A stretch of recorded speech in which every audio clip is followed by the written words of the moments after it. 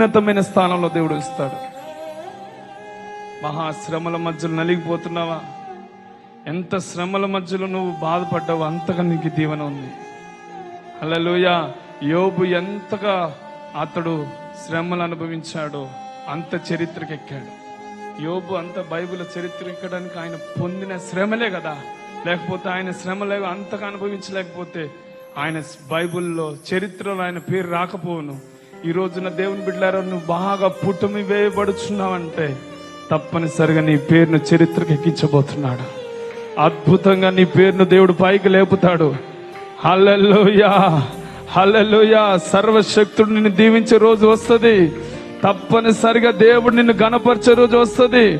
ఆయన నీ బాహుబలం దిట్టపరచబడుతుంది. నీ కొమ్ములు వ్యాపింపబడతాయి. నలు దిశలు నువ్వు విస్తరించబడతావు. నీ పేరును దేవుడు పైకి లేపుతాడు. స్తోత్రం కలుగును గాక. నిందల మధ్యలో, అవమానాల మధ్యలో ఉన్నావా? తృణీకరించబడ్డ స్థానంలో ఉన్నవా? నిన్నెవరు ప్రేమించగా ఒటమి చెందుతూ నిరాశ చెందుతున్న వ్యక్తితో ప్రభు మాట్లాడుతున్నాడు. నా కుమారుడా, భయపడకు, నేను ఒక దినమున నీ బాహుబలాన్ని దిట్టపరుస్తాను. నువ్వే ఒకరికి అప్పించేది స్థాయిలో నిన్ను నిలబెడతాను.